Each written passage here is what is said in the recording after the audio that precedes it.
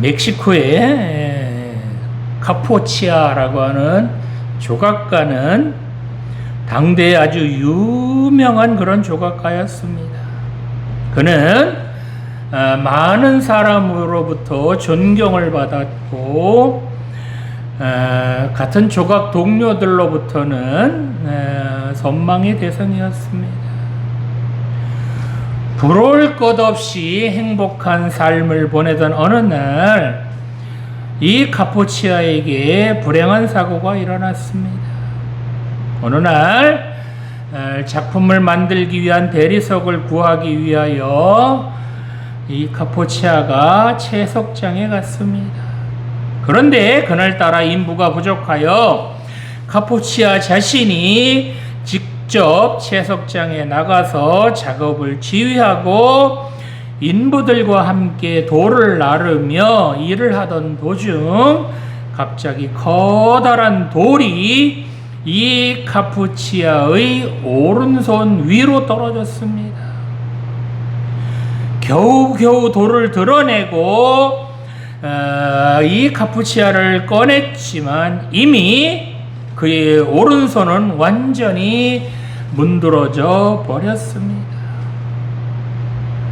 유명한 의사들도 도저히 손을 쓸 수 없을 정도로 너무나도 크게 오른손이 망가져 버렸습니다. 이제 오른손을 못 쓰는 그는 조각가로서의 그의 인생은 끝난 것이나 마찬가지였습니다. 카포치아는 너무너무 실망해서 오랫동안 두문불출하며 자신이 처한 현실을 원망하고 괴로워했습니다. 그러나 그는 자신의 운명을 저주하고만 있을 수는 없었습니다. 그는 오른팔을 포기하고 왼팔로 조각하는 것을 연습하기 시작을 했습니다. 하나님께서 자신에게 오른팔만 주신 것이 아니라 왼팔로 주셨다는 것을 깨닫고 이제 이 왼팔을 조각하는 데 쓰기로 작정을 한 겁니다. 그런데 이것이 쉬운 일은 아니었습니다. 그러나 그는 절망하지 않았습니다. 누구보다도 땀을 많이 흘리며 연습하고 또 연습을 했습니다. 오랜 시간이 지난 후 그는 드디어 작품을 만들 수 있게 되었습니다. 그리고 그는 오른팔로 조각하던 그런 작품들보다 왼팔로 더 훌륭한 그런 작품을 만들어냈습니다. 그렇게 만들어진 이 카포치아의 작품을 시민들은 마을 한가운데 세우고 그 작품의 이름을 붙였습니다.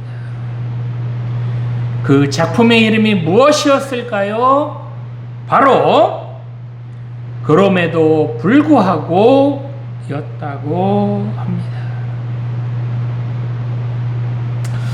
오늘 주신 본문에 보면 하나님께서 맡겨주신 사명을 감당하기 위해 정말 목숨을 걸고 열심히 사명을 감당했던 엘리야 선지자가 로뎀나무 아래에 쓰러집니다.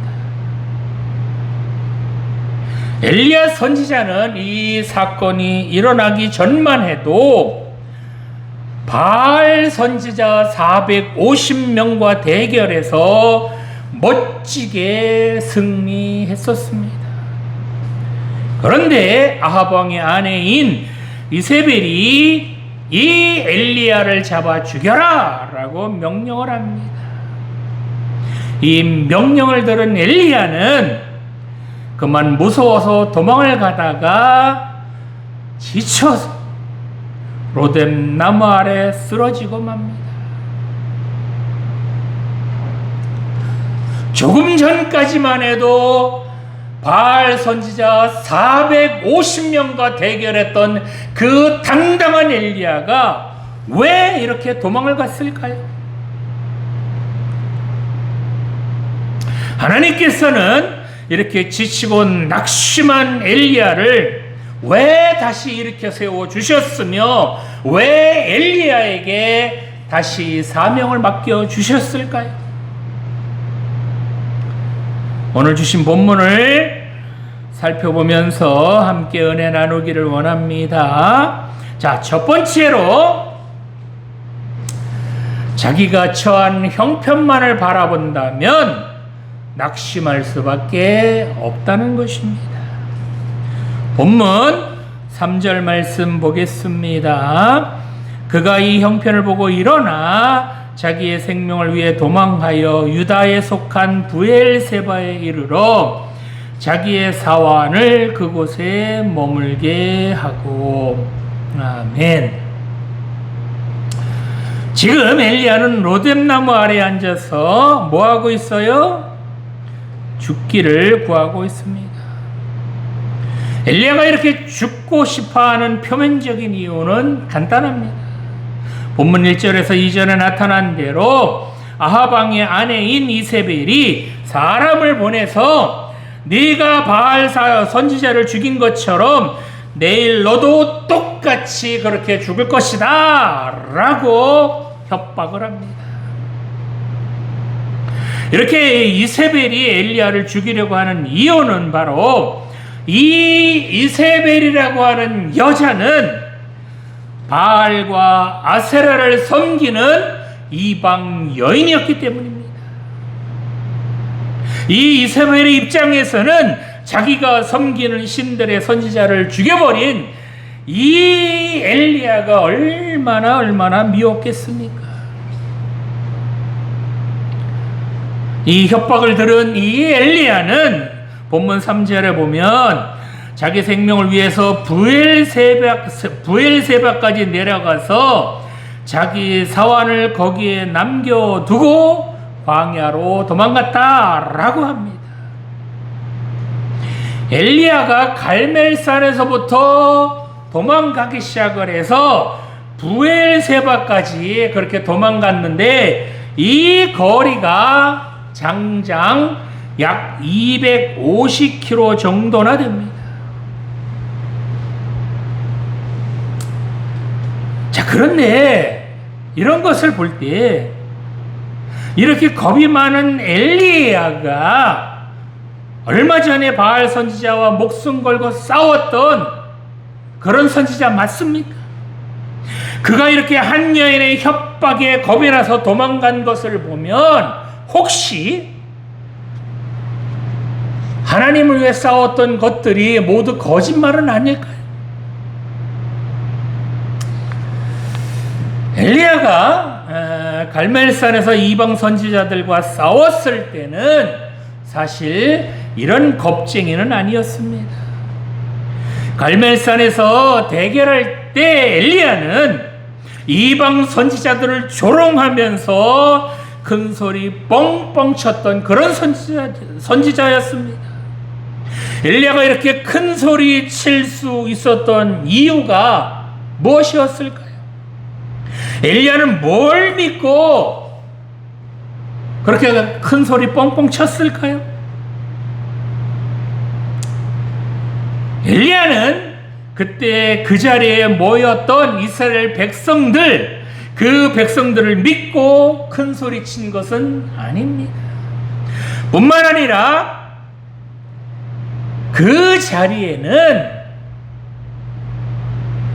하나님의 말씀을 전했던 선지자가 자기 하나였습니다. 그럼에도 불구하고 엘리야가 그렇게 큰 소리 칠 수 있었던 것은 바로 하나님께서 엘리야 자신과 함께 하심을 믿었기 때문이었습니다. 본문 앞의 내용인 열왕기상 18장 36절에 보면 주께서 이스라엘 중에서 하나님이신 것과 내가 주의 종인 것과 내가 주의 말씀대로 이 모든 일을 행하는 것을 오늘 알게 하옵소서라고 기도합니다. 즉 엘리야는 그 자리에 비록 자기 홀로 있지만 자기 혼자 있는 것이 아니라 하나님께서 자기와 함께 계셔서 하나님께서 베푸시는 기적이 오늘 그 자리에서 일어날 것을 이 엘리야는 믿고 있었다는 겁니다. 이 말은 그 자리에 있었던 수많은 이방 선지자들이 아무리 숫자가 많아도 엘리야는 오로지 전능하신 하나님 한 분만을 바라보았기 때문에 그 수많은 선지자들이 하나도 겁나지 않았다는 것입니다. 또한 엘리야는 혹시라도 하나님께서 역사하지 않으시면 곧바로 자신에게 달려들어서 자기를 해칠 수 있는 그런 이스라엘 백성들을 바라본 것도 아니었다는 겁니다. 오히려 엘리야는 그 이스라엘 백성들을 무시합니다.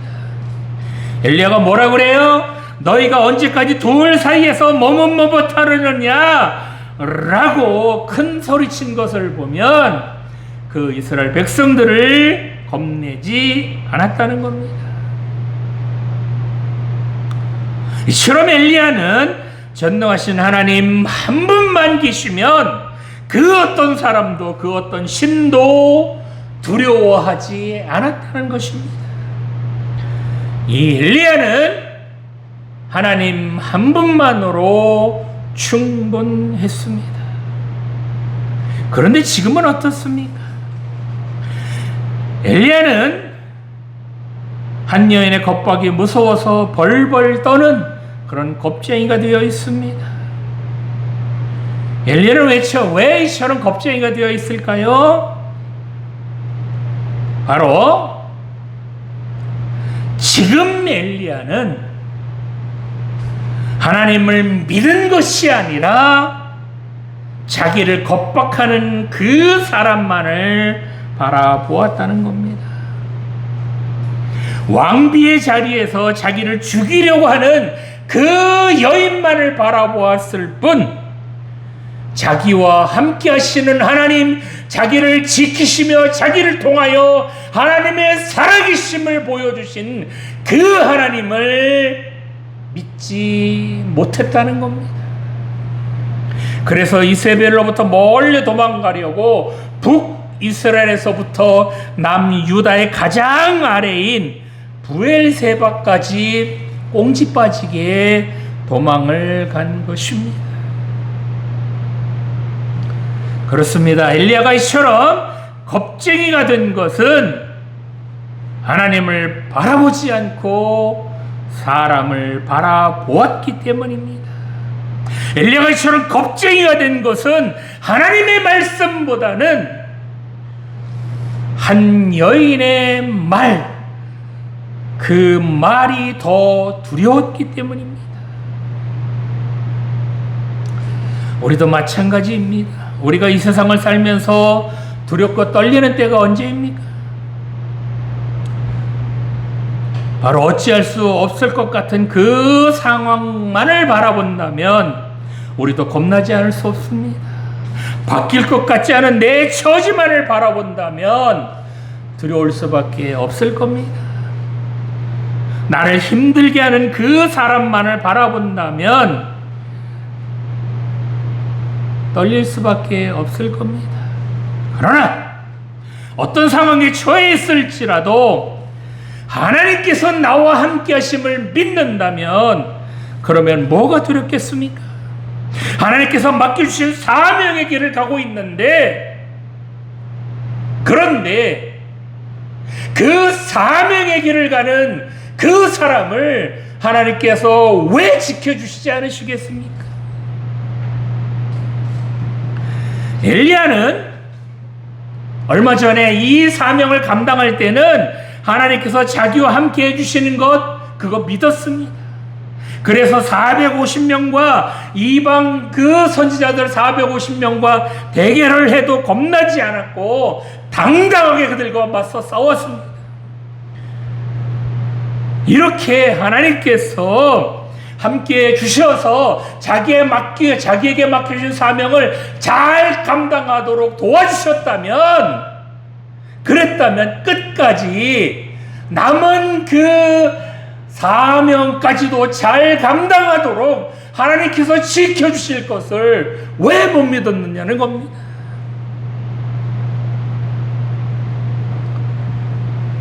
성도 여러분, 우리가 이 세상을 살다 보면 겁나고 두려운 일들이 우리에게 참 많이 다가옵니다. 그런데 이처럼 겁나고 두려운 일이 닥칠 때 그 상황만을 바라본다면 두렵고 떨릴 수밖에 없을 겁니다. 그러나 어떤 상황이나 어떤 처지에 있을지라도 하나님께서 여러분과 함께 해주심을 믿으시기 바랍니다. 상황만을 바라보지 마시고 환경만을 바라보지 마시고 그런 상황 그런 환경을 능히 바꿔주실 하나님만을 바라보시기 바랍니다. 하나님께서 우리에게 사명을 맡겨주실 때에 우리가 망하라고 그 사명을 맡겨주셨겠습니까? 행여 하나님께서 우리에게 감당하지도 못할 그런 사명 맡겨주셔서 죽도록 내버려 두시려고 우리에게 사명 맡기셨겠느냐고요. 하나님께서 우리에게 사명을 맡겨주실 때는 그 사람을 끝까지 책임져 주실 줄, 그 사람을 끝까지 지켜주시어서 그 사명을 완수하도록 하나님께서 지켜주실 것을 믿으시기 바랍니다. 그 사람을 끝까지 붙들어 주시어서 멋지게 승리하게 해 주실 줄 믿으시기 바랍니다. 이 하나님만을 믿고 이 하나님만을 붙들고 사셔서 이 세상에서 그 누구도 그 무엇도 겁내지 마시고 담대하고 당당하게 살아가시기를 간절히 소망합니다. 자, 두 번째로 하나님만이 참된 휴식을 주시는 분이십니다. 본문 5절 말씀 보겠습니다. 로뎀나무 아래에 누워 자더니 천사가 그를 어루만지며 그에게 이르되 일어나서 먹으라 하는지라. 아멘. 엘리야는 자기를 죽이려는 이세벨의 말을 듣고 도망가다가 이제 로뎀나무 밑에까지 와서 거기에서 쓰러집니다. 이제는 더 이상 도망갈 힘도 없습니다.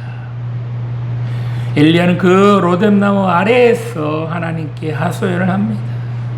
본문 4절 말씀을 보면 여호와여 넉넉하오니 지금 내 생명을 거두시옵소서. 나는 내 조상들보다 낫지 못하나이다. 이렇게 하소연을 합니다. 이 말은 엘리야는 더 이상 살고 싶지 않다는 겁니다. 차라리 자기보다 먼저 죽은 조상들이 자기보다 낫다는 겁니다.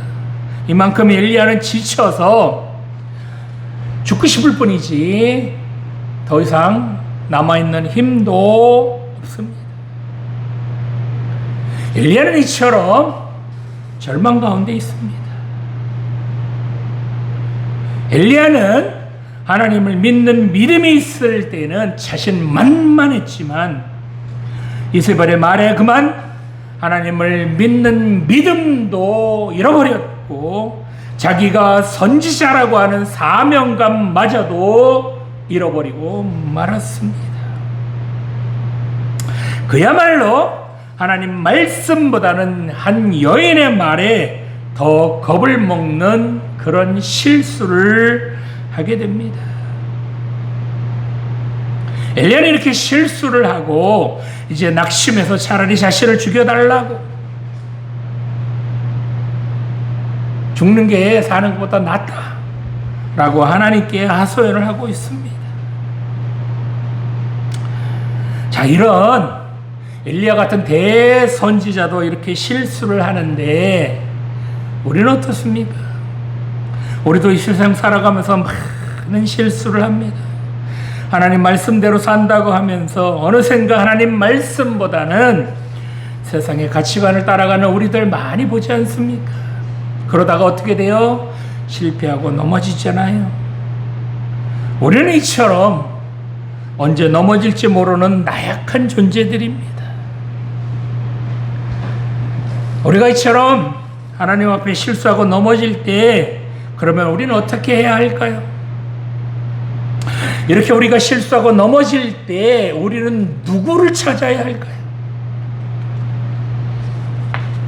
엘리야는 이제 탈진해서 로뎀나무 아래에 쓰러져 있습니다. 이런 엘리야에게 하나님께서 이제 천사를 보내주셔서 떡과 물을 주셨습니다. 아니, 하나님께서는 한낱 여인의 말에 벌벌 떠는 이 엘리야가 뭐가 이쁘다고 먹을 것 주시고 물 갖다 주시면서 그렇게 위로해 주시나요?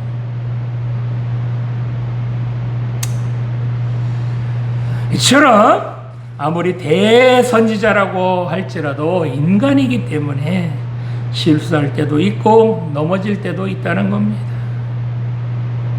하나님께서 맡겨주신 사명 감당하다 보면 털썩 주저앉고 싶을 때도 있고 낙심할 때도 있다는 겁니다.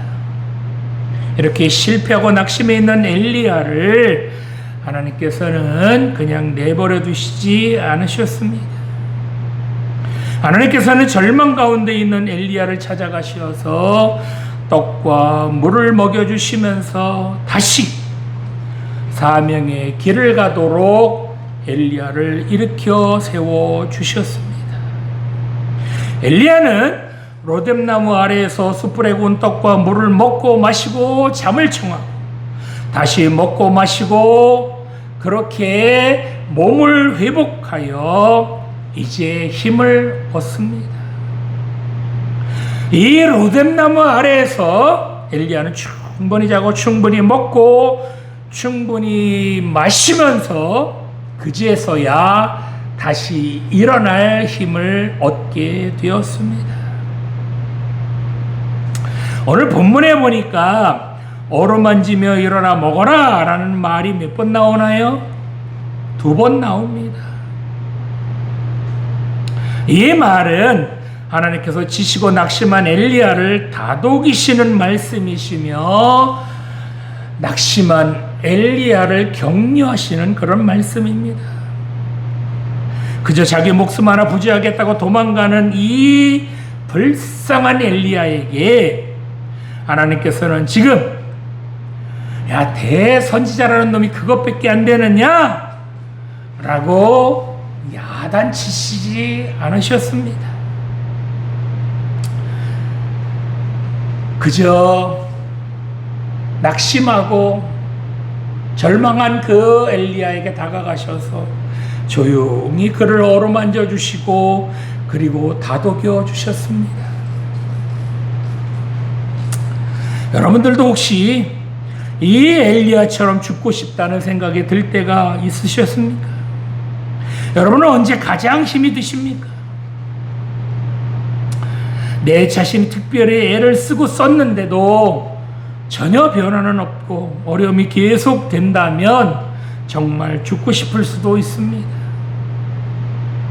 그 어려움과 힘든 것들이 나아지기는커녕 그런 것들이 점점 더 가중된다면 견딜 수 없을 겁니다.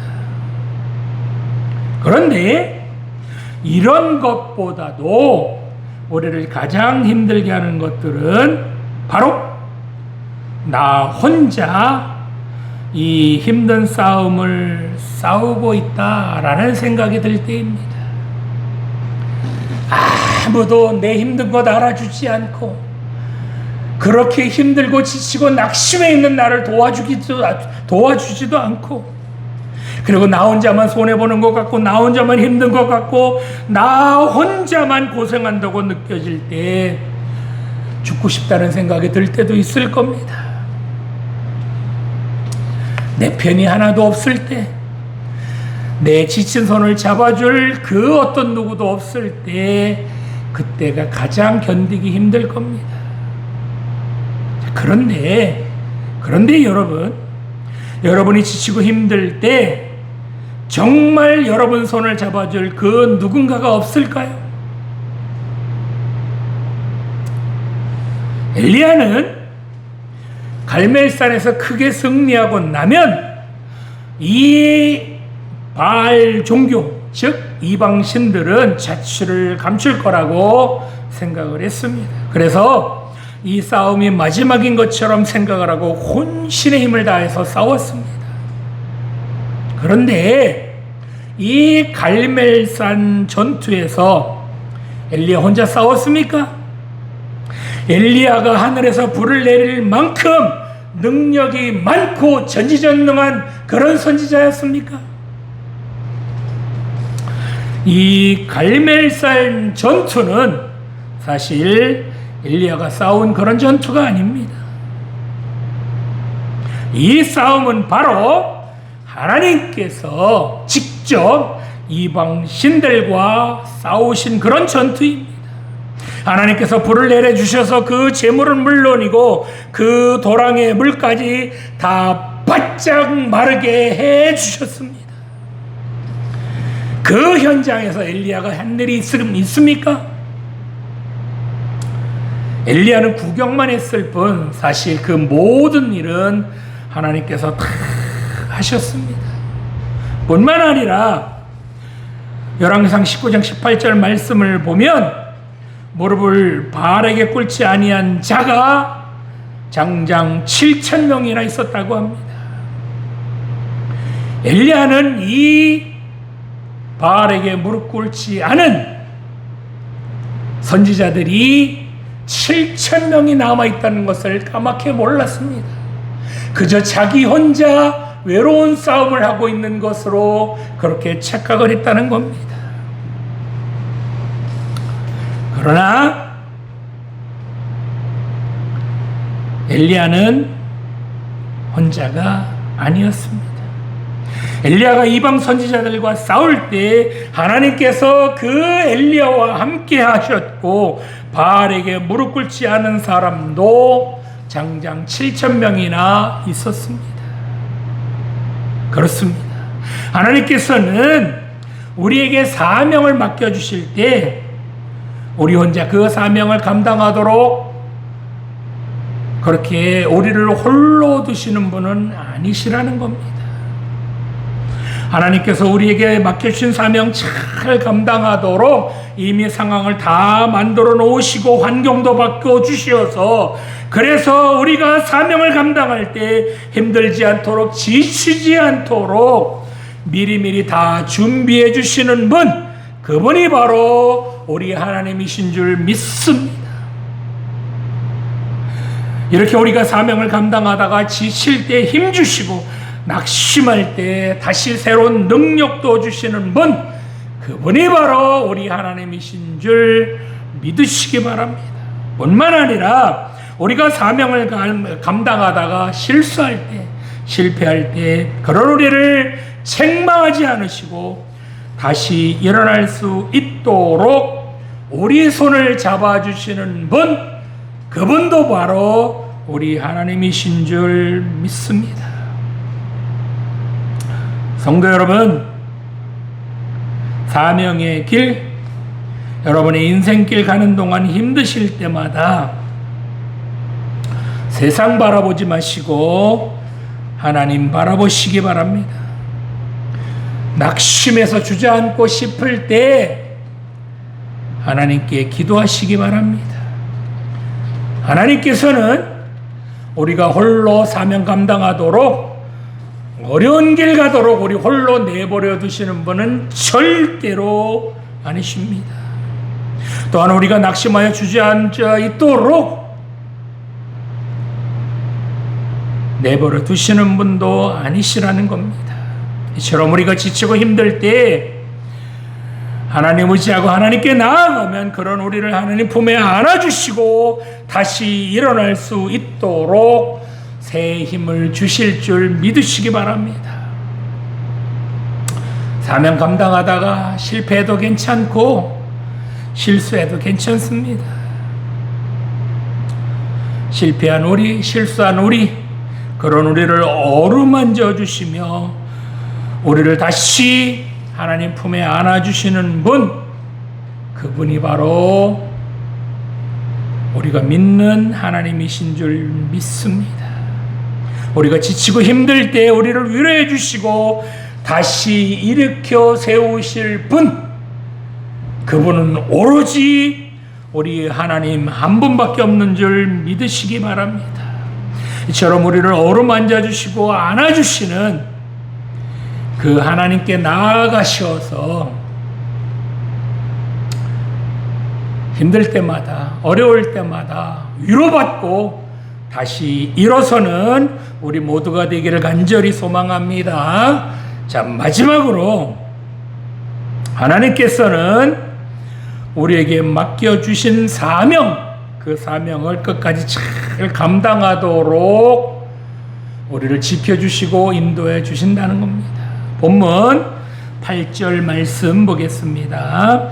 이에 일어나 먹고 마시고 그 음식물의 힘을 의지하여 40주 40야를 가서 하나님의 산 호렙에 이르니라. 아멘. 엘리야는 로뎀나무 아래에서 다시 힘을 얻고 이제 일어났습니다. 엘리야는 이 로뎀나무 아래를 자기가 죽을 자리로 여겼지만 하나님께서는 이 로뎀나무를 죽을 자리가 아니라 새로운 출발을 하는 그런 시작점으로 만들어 주셨다는 겁니다.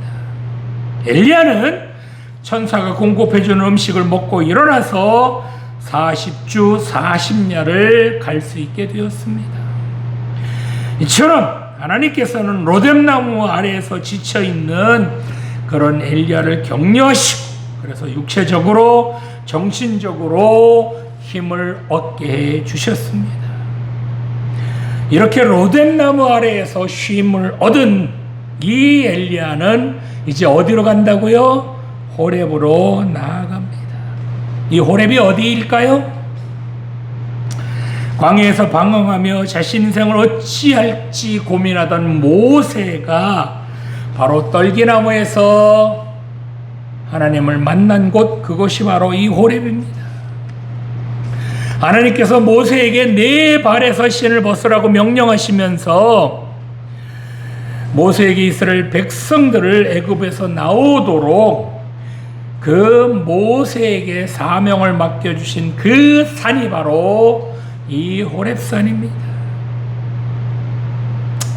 본문 5절에 보면 엘리야가 로뎀나무 아래에 누워 잘 때 천사가 엘리야를 뭐 했다고요? 어루만졌다라고 합니다. 이 어루만졌다라는 표현을 원어로 보면 기본적으로 어떤 사람이 다른 사람과 물리적으로 접촉하는 그런 것을 나타내는 단어이지만, 이 단어가 하나님에게 사용된다면, 하나님께 이 단어가 사용이 될 때에는 하나님의 권한, 하나님의 능력, 그것을 그 어루만지는 대상에게 부여할 때도 사용되는 단어가 바로 이 단어입니다. 즉 천사가 엘리야를 어루만졌다라는 것은 하나님께서 엘리야에게 위로와 격려를 해 주셨을 뿐만 아니라 엘리야가 다시 사명감을 회복하고 그래서 주신 사명을 잘 감당할 수 있도록 권능까지도 능력까지도 다시 부여해 주셨다라는 그런 말씀입니다. 9절 이하에 보면 하나님께서는 이 호렙에서 엘리야에게 다시 사명을 맡겨 주셨습니다. 후계자인 엘리사를 세우고 그리고 아람 왕과 이스라엘 왕에게 기름 붓는 사명을 끝까지 잘 감당하게 해 주십니다. 이렇게 엘리야는 죽을 수도 있는 그런 위기 앞에서 낙심하다가 이 로든나무 아래에서 쉼을 얻고 다시 새로운 사명을 부여받게 되었습니다. 오늘 예배드리시는 성도 여러분, 하나님께서 여러분에게 맡겨주신 사명, 그 사명이 어떤 것입니까? 나 같은 사람에게 무슨 사명을 맡기실까 생각하시는 분들 혹시 계십니까? 하나님께서 이 땅에 여러분들을 보내주셨을 때는 분명한 사명이 있기 때문에 여러분들을 이 땅에 보내주신 것입니다. 아무런 목적도 없고 아무런 사명도 없이 그저 왔다가 그냥 꾸역꾸역 밥이나 먹다가 죽으라고 이 땅에 보내주신 것이 아니라는 겁니다. 사명 없는 그런 인생은 단 한 명도 없습니다. 하나님께서 여러분을 이 땅에 보내주셨을 때는 여러분에게 기대하는 바가 있으셨기 때문에 그래서 여러분을 이 땅에 보내주신 것입니다. 그 사명이 크든 작든 하나님께서는 여러분을 통하여 이 땅에서 귀한 일을 맡겨주시려고 여러분들을 이 땅에 보내주신 것입니다. 뿐만 아니라 이 사명을 잘 감당하도록 하나님께서 여러분에게 지혜도 주시고 능력도 주시고 그리고 그런 여러분들이 사명을 잘 감당하도록 하나님께서 인도해 주시기도 하신다는 겁니다. 자, 그렇다면 하나님께서는 왜 우리에게 이런 사명 맡겨주실까요? 이런 사명이 우리를 힘들게 하는 그런 멍해 같은 것, 그런 것은 아닐까요? 하나님께서 우리에게 사명을 맡겨주시는 이유, 그 이유는 바로 우리가 이 세상을 살면서 방황하지 않도록, 시간 낭비하지 않도록 하나님께서 배려해 주시는 것입니다. 자기에게 맡겨주신 사명이 무엇인지 깨달은 사람은 여기저기 기웃거리지 않습니다. 방황하거나 함부로 시간을 낭비하지도 않습니다. 그래서 하나님께서 주시는 사명은 우리를 힘들게 하거나 우리를 얽매게 하려는 것이 아니라 우리에게 바른 길을 가도록, 옳은 길을 가도록, 헤매지 않도록 방향타 역할을 하는 것, 그것이 바로 우리에게 나침판과 같은 역할을 하는 것, 그것이 바로 사명입니다. 그래서 우리는 절대로 함부로 살면 안 됩니다. 막 살아도 안 되고요. 우리는 하나님께서 막중한 사명을 우리에게 맡겨주셔서 그래서 이 땅에 보내주신 하나님의 자녀들이라는 것 명심하시기 바랍니다. 똑똑하지 않아도 되고 부자가 아니라도 괜찮습니다.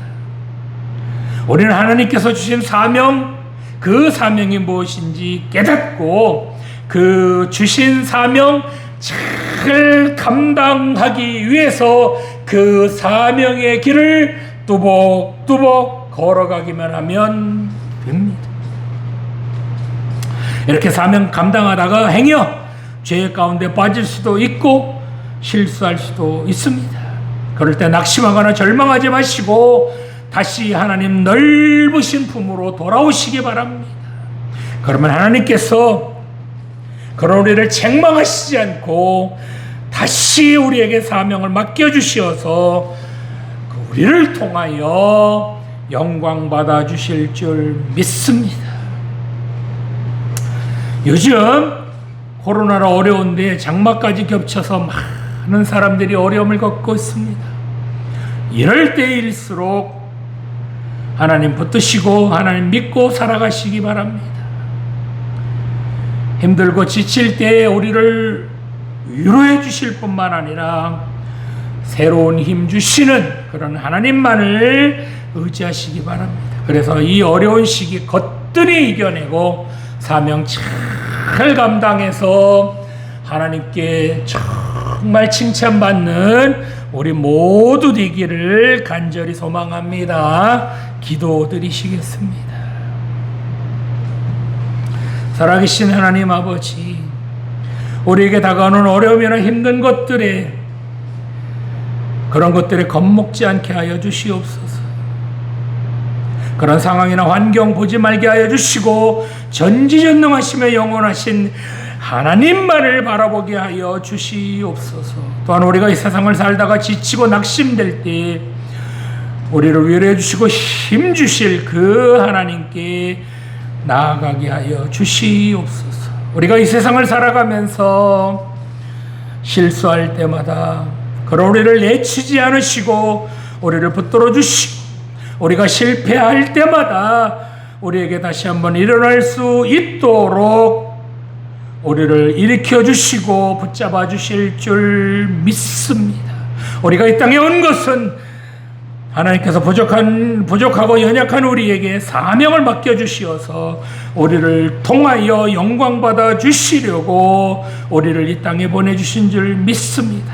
혹시라도 이 사명을 잃어버릴 때 다시 한번 우리의 사명을 일깨워 주시어서 우리에게 맡겨주신 사명 잘 감당해서 세상에서 방황하며 시간 낭비하지 않도록, 우리 인생 허비하지 않도록 우리에게 맡겨주신 사명의 길, 생명의 길, 은혜의 길로 인도하여 주시옵소서. 감사드리며 예수님의 이름으로 기도드립니다.